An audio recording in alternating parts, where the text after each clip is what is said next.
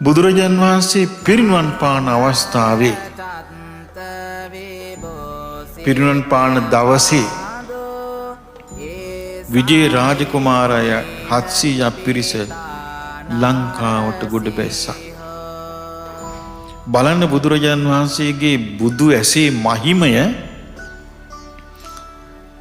පිරිනිවන් යහනේ සැතපී ඉන්නවා.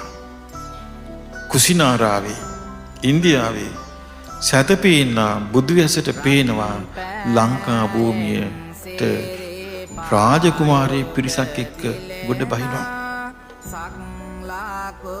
කලින් හිටපු වරින් වර මිනිස්සු ඇවිල්ලා තියෙනවා මේ රටට. හැබැයි මිනිස්සුන්ගේ අමනුෂ්‍ය කෑවා. බුදුරජාන් වහන්සේ දැක්ක මේ පිරිසට හානියක් වෙන්න පුළුවන්.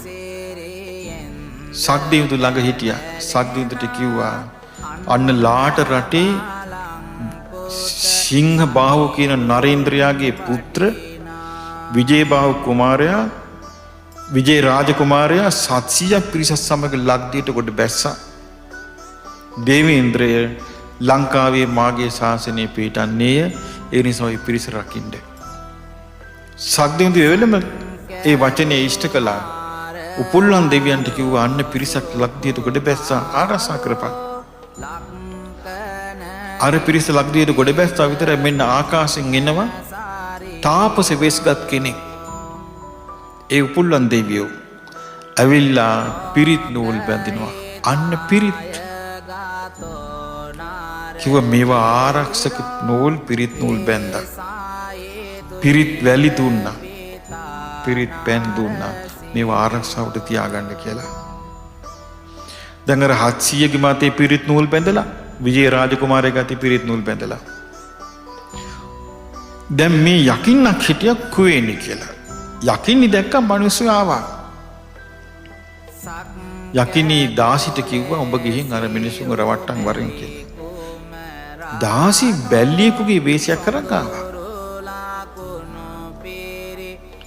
විජය රාජකුමාරයා එතන හිටියා. ඒ පිරිස එක්කෙනෙක් කිව්වා මේ බැල්ලියෙක් ඉන්නවා ඇවිල්ලා කිට්ටුව පහත ගමක් ඇති මං ගොහින් බලන්නම් කිව්වා. රාජකුමාරයෙකු එකපාරට යන්න එපා දන්නේ නැහැ අපි මේ රටේ තත්ත්වය කියලා. යනකොට මනුස්ස වෙස් සර්ගන ඉන්නවා කපු කැට කැට කුවේනි. දැන් මේ පූ උගත්තු එක එක කතන්දර හදනවට. නමුත් ඇත්ත සිද්ධිය මේ. කුවේනි කපු කටි කට ඉන්නකට හිතුවේ මේ මනුස්ස දුවක් කියලා. ඇයි කියලා නේ අපි මේ වතුර ටිකක් ගන්න. මේ තියෙන ඔය පොකුණ බහැලා වතුර බොන්න කිව්වා. මිනිස්සයා වතුරට බැස්සා වතුර බිව්වා. නෙළුම් කුලයක් හදාගත්තා ගොට්ටක් හදාගත්තා වතුර ගත්තා.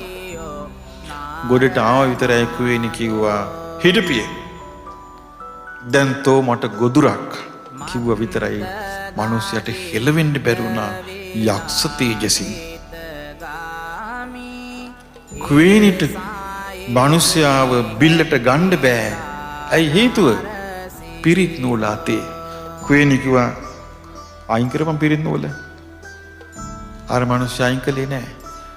700ම හිර කළා. විජය කුමාරයා බැලුවා පිරිස ගියාමයි නෑ. රාජකුමාරයා ගියා හොයාගෙන යනකොට පොකුණ තියෙනවා. පොකුණට බැහැලක් තියෙනවා. ගොඩට ඇවිල්ලක් තියෙනවා. අඩිපාර තියෙනවා. එතකොට විජය රාජකුමාරයා යුරේ ඉඳගෙන බලන් ඉන්නවා මොකද්ද මේ උනේ කියලා. අතන ඉන්නවා දැන් ළඟ ඉන්නවා කුවේනි.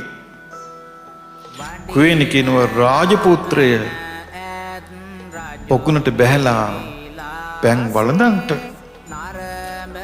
විජය රාජකුමාරයා කල්පනා කළා රාජ තේජස තියෙනවනේ වංශවත්නේ. කල්පනා කළා මේනම් මිනිසෙක් වෙන්න බෑ. මං රාජකුමාරයෙක් බව මේ තැනැති දන්නේ කොහොමද? එහෙනම් මගේ පිරිස සංගවා තිබෙන්නේ මේකිමයි. එවෙලම කඩුව ඇදලා ගත්තා. කුවේනිගේ කෙහෙවල්ලෙන් ඇදලා ගත්තා. අදලන් කිව්වා බෙල්ල කපනවා තිගේ කියාපි ඇත්ත තියෙනේද මේ හැංගුවේ. බන්දානේ මාව බේරන්න මං මේ පිරිස දෙන්නම්. මේ රටත් අල්ලා දෙන්නම්. ස්ත්‍රී කෘත්‍යත් කරන්නම්. එතකොට විජය රාජකුමාරයා කල්පනා කළා මේ රටේ එහෙනම් මිනිස්සු නෑ.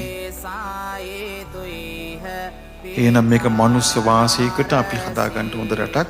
දැන් මේ යකිනි උදව් කරනවා නොවේ. ඔන්න ඔහොමයි මනුස්ස වාසයේ පටන් ගත්තේ.